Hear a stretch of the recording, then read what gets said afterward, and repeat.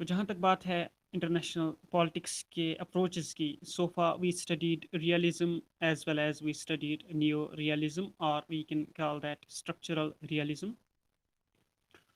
इन general जो realism थी उसमें हमने देखा जो फोकस रहा था वो पावर और नेशनल इंटरेस्ट के अराउंड रहा है स्टेट्स का इंटरनेशनल रिलेशंस में, इंटरनेशनल पॉलिटिक्स में। और जो मेन एक्सपोनेंट है न्यू रियलिज्म का, केनेथ पाल्स, उन्होंने वहाँ पर दो कॉन्सेप्ट्स बताए। एक एनार्की का था, जब कोई अथॉरिटी नहीं होगी लैंड ऑर्डर को मेंटेन करने के लिए, कल्प्रिट्स को पनिश करने के लिए। और दूसरा इन्होंने बताया था वहाँ पे हायरार्की, जहाँ पे जो फ्लो ऑफ अथॉरिटी होती है ऊपर से नीचे, वह हायरार्की होती है। और इसके अलावा वहाँ पर पावर मैक्सिमाइजर्स और सिक्योरिटी मैक्सिमाइजर्स के बारे में भी बात हुई थी, जो ऑफेंसिव और डिफेंसिव ये रियलिज्म आते थे। इसके बाद एक और कंसेप्ट है जिसको हम लिबरलिज्म कहते हैं। अगर लिबरलिज्म को देखेंगे, उसमें फ्रीडम की बात आती है, लिबर्टी की बात आती है। वो पावर पॉलिटिक्स को, ये जो लिबरलिज्म है, ये आइडियोलॉजी पावर पॉलिटिक्स को रिजेक्ट करती है। और ये अगर एक्सपोनेंट देखेंगे प्रपोनेंट लिबरलिज्म का, तो we have to go back to the times of John Locke. He is considered as the father of liberalism. इसमें जो म्यूचुअल बेनिफिट्स और cooperation on the part of states होती है, इकोनॉमिक इंडिपेंडेंस रहता है। तो जब इकोनॉमिक इंडिपेंडेंस रहता है लिबरलिज्म का, तो free trade, free market economy होती है। इसमें रोल ऑफ इंटरनेशनल इंस्टीट्यूशंस का भी बड़ा अहम रहता है। और जो लिबरल एजम्पशंस होते हैं उसमें, जैसे रियलिज्म में पेसिमिस्टिक नेचर हुआ करता था, डार्केस्ट व्यू दी जाती थी। इसी तरह जो लिबरलिज्म है, यहाँ पर जो एजम्पशंस किए जाते हैं वो पॉजिटिव ह्यूमन नेचर होता है, cooperative nature on the part of states and humans, progress और हार्मोनी दो प्रिंसिपल्स होते हैं, यानी development and peace with prosperity. इसके अलावा अगर हम लिबरलिज्म को देखेंगे, लिबरलिज्म की जो क्लासिकल फॉर्म थी या मॉडर्न फॉर्म है, तो क्लासिकल लिबरलिज्म में हुआ करता था इकोनॉमिक लिबरलिज्म। तो ज़्यादा चीज़ें जो थी लेसिस फेयर स्टेट वहाँ पे होती थी। इकोनॉमिक लिबरलिज्म, फ्री ट्रेड होती थी वहाँ पे, फ्री मार्केट इकोनॉमी होती थी। और जो मॉडर्न लिबरलिज्म है वहाँ पर सोशल लिबरलिज्म होती है, सोशलिज्म होती है वहाँ पे। और जो वो क्लासिकल लिबरलिज्म में हम देखते थे एब्सेंस ऑफ रेस्ट्रिक्शंस हुआ करता था, that means negative freedom was there. लेकिन यहाँ पर जो पॉजिटिव या मॉडर्न लिबरलिज्म है, यहाँ पर पॉजिटिव फ्रीडम होता है। यहाँ पर इंटरफेरेंस किया जाता है to promote development, to secure your rights. इसके अलावा जो क्लासिकल लिबरलिज्म में स्टेट को कंसिडर किया जाता था मिनिमल स्टेट, और यहाँ पर जो मॉडर्न लिबरलिज्म में इसको कंसिडर किया जाता है इनेबल्ड स्टेट, जहाँ वेलबींग प्रमोट हो, वेलफेयर स्टेट, सर्विस स्टेट। तो वहाँ पर क्लासिकल लिबरलिज्म में फ्री मार्केट इकोनॉमी हुआ करती थी, और यहाँ पर ये कंट्रोल या मैनेज्ड इकोनॉमी हुआ करती है। इसके अलावा जो वहाँ पर जस्टिस होती थी, राइट्स बेस्ड जस्टिस, जिसको राइट्स होते थे तो उसको जस्टिस वहाँ पर सिक्योर होती थी। और यहाँ पर जो मॉडर्न लिबरलिज्म में है, यहाँ जस्टिस एज फेयरनेस है। अब ये justice as fairness, for example कोई गलत करेगा तो treating equals equally and unequals unequally, that is justice as fairness, that is justice as fairness. और जो मेन टॉपिक है वो है नियो लिबरलिज्म। नियो लिबरलिज्म की तरफ हम आते हैं। Neo liberalism as far as this very ideology or approach or concept is concerned, it came into being during 1980s, 1980 के दौरान ये वजूद में आया। और ये बिलीव करता है कि ये जो इंटरनेशनल पॉलिटिक्स है या इंटरनेशनल इंस्टीट्यूशंस है वो प्रमोट करते हैं जो पीस है, ग्लोबल चेंजेस वो लाती है जो इंटरनेशनल इंस्टीट्यूशंस होते हैं। न्यू लिबरलिज्म एक्सप्लेन करती है कि जो रोल होता है इंटरनेशनल इंस्टीट्यूशंस का, चाहे वो यूनाइटेड नेशंस हो, अदर इंटरनेशनल इकोनॉमिक ऑर्गेनाइजेशंस हो like IMF, world trade organisation, या उस वर्ल्ड बैंक, या उससे पहले गैट थी, इन सब का जो काम होता था या होता है to promote peace, to maintain cooperation and promote development. और ये जो न्यू लिबरलिज्म है इसको कंसिडर किया जाता है, it is an extension of economic liberalisation. जो पहली इकोनॉमिक लिबरलाइजेशन थी क्लासिकल लिबरलिज्म में, फ्री मार्केट इकोनॉमी थी, उसी में थोड़ा सा और एक्सटेंशन होना, उसी में थोड़ा सा और एक्सटेंशन होना। और यहाँ पर इस बात पे भी जोर दिया गया है जो इंटरनेशनल इंस्टीट्यूशंस है उनको बड़ा इंपॉर्टेंट माना गया है। International institutions are pretty important for maintaining cooperation amongst the states at international level. तो इंटरनेशनल इंस्टीट्यूशंस का न्यू लिबरलिज्म में बड़ा अहम किरदार रहता है। इसके अलावा जो क्लासिकल लिबरलिज्म में हुआ करता था free market economy, negative freedom हुआ करता था, इकोनॉमिक लिबरलाइजेशन होती थी वहाँ पे, तो यहाँ पर जो नियो लिबरलिज्म है इसमें कहा गया है it is an extension of economic liberalisation. अगर हम देखेंगे नियोलिबरलिज्म को, तो it is statement of classical liberalism. जो अभी मैंने बताया, क्लासिकल लिबरलिज्म और मॉडर्न लिबरलिज्म के बीच जो डिफरेंस थोड़ी सी मैंने बता दी। तो जो क्लासिकल लिबरलिज्म है उसको रिस्टेटमेंट, मतलब नए से देखें, restatement of classical liberalism plus something else, उसमें और भी कुछ आता है। तो दैट इज नियो लिबरलिज्म में क्या आता है, जब हम इसको बोलते हैं it is restatement of economic liberalism, तो दैट मीन्स इसमें इकोनॉमिक लिबर्टी आती है, जैसे वहां पर थी इकोनॉमिक लिबरलाइजेशन क्लासिकल लिबरलिज्म में। तो नियो लिबरलिज्म में पहले आती है इकोनॉमिक लिबर्टी। इसमें ये जो इकोनॉमिक लिबर्टी होती है, तो यहाँ पर फ्री बायर्स होंगे, फ्री सेलर्स होंगे, चाहे वो डोमेस्टिक, नेशनल या इंटरनेशनल मार्केट हो। तो इकोनॉमिक लिबर्टी दैट मीन्स यहाँ पर free flow of buyers as well as sellers होगा, चाहे वो डोमेस्टिक मार्केट हो, नेशनल मार्केट हो या इंटरनेशनल मार्केट हो, विद सेल्फ रेगुलेटरी। यहाँ सेल्फ रेगुलेशंस होंगे, खुद अपने उसूल बनाए होंगे बायर्स और सेलर्स ने, कोई स्टेट का इंटरफेरेंस नहीं होगा। बायर्स और सेलर्स ने खुद डिसाइड किया होगा व्हाट टू प्रोड्यूस, क्या बनाना है, हाउ टू प्रोड्यूस, कैसे बनाना है, व्हाट अबाउट द प्राइसेस, कैसे इस पे हम प्राइस फिक्स करेंगे। तो that is self regulatory market, जिसमें बायर्स और सेलर्स जो है इन्हीं का इसमें इंटरफेरेंस रहेगा। ये खुद ये तश्कील देंगे, ये डिसाइड करेंगे क्या बनाना है, कैसे बनाना है और प्राइस रेट हम क्या रखेंगे। तो it will be self regulatory market, चाहे वो डोमेस्टिक लेवल का हो या इंटरनेशनल लेवल का हो। क्यों ये सेल्फ रेगुलेटरी होगा? Because here is economic liberty, here is economic liberty, here is free flow of buyers as well as sellers। तो यहाँ पर फ्री इंटरेक्शन भी होगी, बायर्स और सेलर्स के बीच फ्री इंटरेक्शन भी होगी। लेकिन यहाँ पर इकोनॉमिक क्राइसिस हो सकते हैं, कब? व्हेन गवर्नमेंट विल इंटरफेयर, जब यहाँ पर गवर्नमेंट इंटरफेरेंस हो जाएगा, economic crisis will result and that will ultimately lead to the failure of the economy, that will ultimately lead to the failure of the economy. तो new liberalism में हम कहते हैं it is the restatement of classical liberalism plus something else. तो यहाँ पर जो free market economy होती है, इकोनॉमिक लिबर्टी होती है, जिसमें फ्री फ्लो ऑफ बायर्स और सेलर्स होता है, उसके बाद यहाँ पर चाहे ये बायर्स और सेलर्स ये कहाँ, या तो ये डोमेस्टिक मार्केट में होंगे, ये नेशनल लेवल पे भी होंगे, और ये नेशनल्स के बीच इंटरनेशनल लेवल के मार्केट में भी होंगे, विद सेल्फ रेगुलेटरी सिस्टम। इनके खुद बनाए हुए प्रिंसिपल्स, उसूल्स होंगे यहाँ पे, what to produce, how to produce, what should be the rate, what should be the prices, और यहाँ पर फ्री इंटरेक्शंस बिटवीन और अमंगेस्ट बायर्स एंड सेलर्स होंगे। But economic crisis will be here, failures will take place only if government will interfere, अगर यहाँ पर government interfere करेगी। और जहाँ तक 19th सेंचुरी में जो न्यू लिबरलिज्म या लिबरलिज्म का कॉन्सेप्ट आम हुआ है, इसमें जो बर्थ ऑफ कैपिटलिज्म या फ्री ट्रेड हुआ है, इसके दो मेन एक्सपोनेंट्स हैं। जहाँ तक इकोनॉमिक ग्राउंड की बात है, इकोनॉमिक एंगल से अगर देखेंगे तो एडम स्मिथ है जो इकोनॉमिक्स का फादर है, और डेविड रिकार्डो है।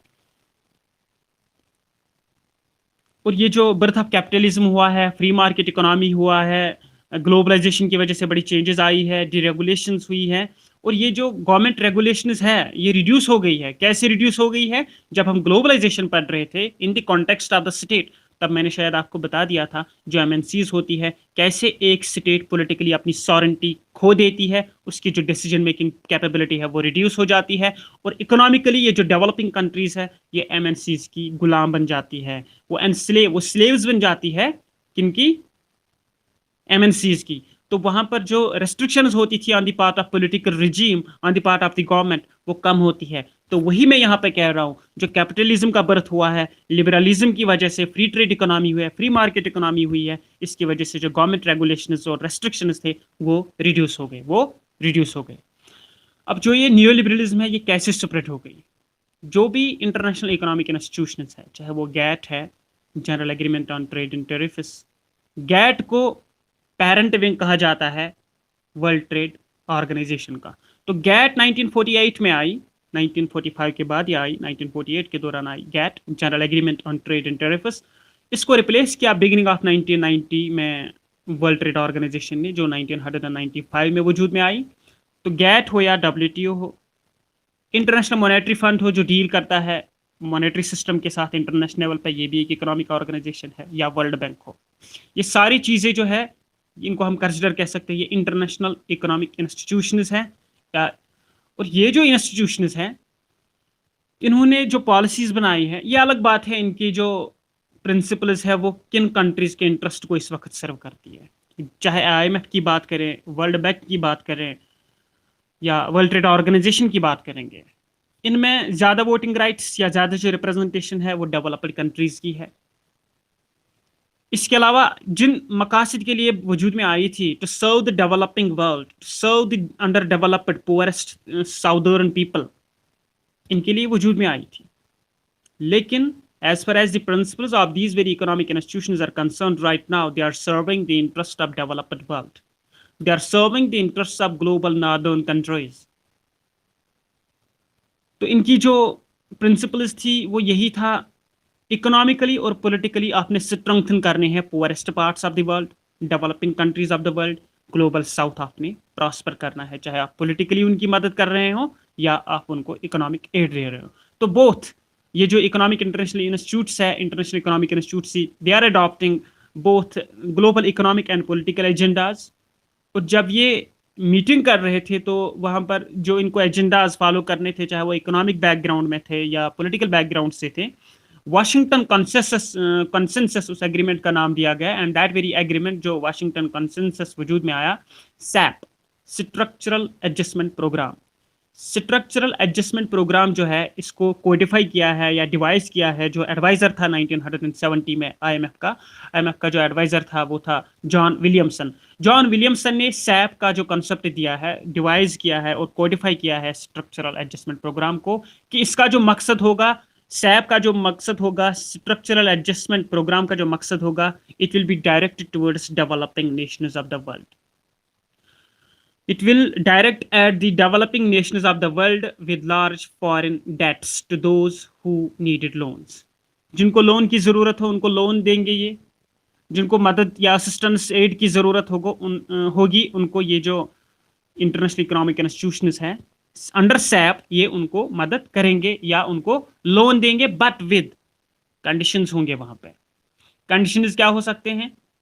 सबसे पहले आपने करना है, अगर आप एक डेवलपिंग कंट्री है तो आपने अपनी जो बैरियर्स है, रेगुलेशंस है, वो आपने कम करनी है या हटानी है। तो डिरेगुलेशन ऑफ इकोनॉमी, आपने अपनी इकोनॉमी को ओपन करना है प्राइवेटाइजेशन के लिए, आपने अपनी इकोनॉमी को ओपन करना है प्राइवेटाइजेशन के लिए, ग्लोबलाइजेशन के लिए, ताकि बाहर की कंपनीज आपके अंदर, आपके एरिया में, आपके मार्केट में FDI कर सके, फॉरेन डायरेक्ट इन्वेस्टमेंट होना चाहिए वहाँ पे। तो एक कंडीशन ये रहती है डिरेगुलेशन ऑफ इकोनॉमी, आपने जो भी बैरियर्स इकोनॉमी में रखे हैं वो रिस्ट्रिक्शंस वो आपने हटानी है। लोअरिंग पब्लिक स्पेंडिंग, जो पब्लिक स्पेंडिंग आप कर रहे हो वो आपने कम करनी है, आपने ये जो खर्च है वो कम करना है। और आपने जो अपना मार्केट है, जैसे मैंने बता दिया, आपने रेगुलेशंस डिरेगुलेट करनी है, रेस्ट्रिक्शंस कम करनी है। तो open market for globalisation as well as privatisation, ये कंडीशंस रहेंगी पुअरेस्ट या डेवलपिंग वर्ल्ड के लिए, अगर उनको स्ट्रक्चरल एडजस्टमेंट प्रोग्राम के तहत एड या लोन लेने होंगे। तो ये मकसद था स्ट्रक्चरल एडजस्टमेंट प्रोग्राम का। तो स्ट्रक्चरल एडजस्टमेंट प्रोग्राम हो या policies of international economic institutions हो, इसकी वजह से न्यू लिबरलिज्म आम होती गई, जो कोर कंसेप्ट है न्यू लिबरलिज्म का, as far as the core concepts of new liberalism are concern, जो societies should be shaped by free market. जो सोसाइटीज होंगे, सिटीज, टाउन्स, कंट्रीज, नेशंस होंगे, they will be shaped by free market economy होगी। जो core concept है new liberalism का, उसमें पहले आता है फ्री मार्केट इकोनॉमी होगी। जो इकोनॉमी में आपने रेस्ट्रिक्शंस रखी हैं वो डिरेगुलेट होंगी, तो रेस्ट्रिक्शंस भी आप कम कर रहे हो। जैसे स्ट्रक्चरल एडजस्टमेंट प्रोग्राम में जो कंडीशंस है, उसी तरह यहाँ भी है, फ्री मार्केट यानी प्राइवेटाइजेशन होनी चाहिए, फ्री मार्केट इकोनॉमी होनी चाहिए, रेगुलेशंस कम होनी चाहिए। तो डिरेगुलेटेड इकोनॉमी है, प्राइवेटाइजेशन होनी चाहिए, और फ्री ट्रेड के साथ साथ यहाँ पर आपको फ्री मार्केट्स भी मिलने चाहिए। लेकिन यहाँ पर भी वही बात है, जैसे मैंने बता दिया, न्यू लिबरलिज्म में जो प्राइवेटाइजेशन होती है, जो फ्री फ्लो ऑफ बायर्स और सेलर्स होता है, तो वहाँ पर इकोनॉमिक एफिशिएंसी होती है, वो खुद डिसाइड करते हैं प्राइस क्या रखना है, कौन सा प्रोडक्ट बनाना है। लेकिन वहाँ पर क्राइसिस और फेलियर तब हो जाता है जब गवर्नमेंट इंटरफेयर करती है, जब वो रिस्ट्रिक्शंस लगाते हैं। तो यहाँ पर भी जो कोर कॉन्सेप्ट्स है वो फ्री मार्केट इकोनॉमी है, चाहे वो फ्री फ्लो ऑफ ट्रेड हो, फ्री मार्केट्स हो, या फ्री इकोनॉमी हो, प्राइवेटाइजेशन हो, या इसके अलावा डीरेगुलेशन हो, आप रेगुलेशंस हटा रहे हो। लेकिन यहाँ पर भी स्टैग्नेशन होगी, यहाँ पर भी इनएफिशिएंसी होगी मार्केट में, if interference on the part of the government, if interference on the part of the government. Otherwise जो इसके कोर कॉन्सेप्ट है न्यू लिबरलिज्म के वही है, फ्री मार्केट होना चाहिए, प्राइवेटाइजेशन होनी चाहिए, इकोनॉमिक सेक्टर में आपने रिस्ट्रिक्शंस कम करने हैं, और जो है ग्लोबलाइजेशन के साथ साथ फ्री मार्केट और फ्री फ्लो ऑफ ट्रेड होना चाहिए. अब फोकस्ड एरियाज कौन है न्यू लिबरलिज्म में? फोकस किन चीज़ों पे यहाँ पे ज़्यादा दिया गया है? As far as focused areas of neoliberalism are concerned, सबसे पहले जो बात यहाँ पे हुई है वो हुई है to improve the quality of life, to improve the quality of life. तो focused areas of neoliberalism में सबसे पहले आता है to improve the quality of life. आपने क्वालिटी ऑफ लाइफ पे स्ट्रेस देना है. अभी तक जो बातें हो रही थी लिबरलिज्म में, वहाँ फ्रीडम की बात हो रही थी, वहाँ इकोनॉमिक फ्रीडम की बात हो रही थी, तो वो स्टेट्स के रिलेटेड थी और स्टेट्स की इकोनॉमी की बात हो रही थी. अब यहाँ पर क्वालिटी ऑफ लाइफ आपने बढ़ानी है. ये क्वालिटी ऑफ लाइफ कैसे बढ़ जाएगी? उधर से हम कह रहे हैं फंडामेंटल राइट्स या राइट्स की बात होती है. जब आपके पास राइट्स है, then according to Laski you are best, you are decent. तो rights are those conditions without which no human being can himself seek at his best. तो राइट्स वो कंडीशन है जब आप, अगर ये आपके पास ये राइट्स है, ये क्लेम्स है, तो आप बेस्ट हो. तो वहाँ होती है इम्प्रूव आपकी पर्सनालिटी, क्वालिटी ऑफ लाइफ होती है वहाँ पे इम्प्रूव. तो लिबरलिज्म में स्ट्रेस दिया गया है. अभी तक जो हमने सुना न्यू लिबरलिज्म में, वो सारा लिबरलिज्म में भी आता है. फ्रीडम, तो यहाँ पर ज़्यादा हमने बात की न्यू लिबरलिज्म में जो फ्रीडम है वो ज़्यादातर हमने इकोनॉमिक एंगल से देखा है. लेकिन जब हम focused areas of new liberalism देखते हैं 1970s के बाद, वो इम्प्रूव हुए हैं, उसमें एक्सटेंशन हुआ है to improve the quality of life. आपने क्वालिटी ऑफ लाइफ बढ़ानी है, ये इम्प्रूव करनी है. कैसे आप इम्प्रूव करेंगे? 1970s में बहुत सारे सोशल मूवमेंट्स हुए हैं.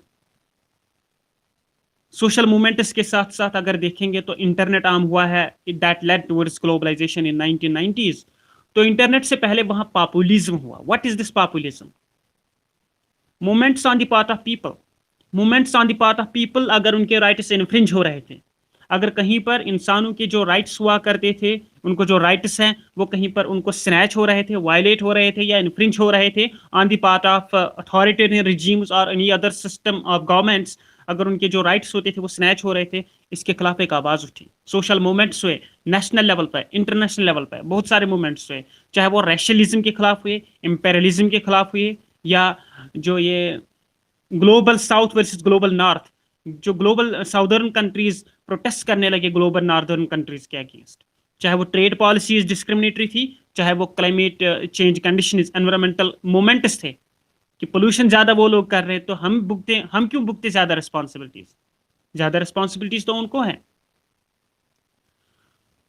तो इंप्रूव हुई क्वालिटी ऑफ लाइफ. तो इसमें स्ट्रेस दिया गया, जो सबसे पहला जो फोकस्ड एरिया रहा है न्यू लिबरलिज्म में, वो यही रहा to improve the quality of life. जो 1970s में सोशल मूवमेंट्स हुए हैं, चाहे वो इंटरनेट की बात हुई लेटर ऑन या पॉपुलिज्म हुई है. इसके अलावा 1975 में जो यूरोप था, Europeans wanted to integrate the world.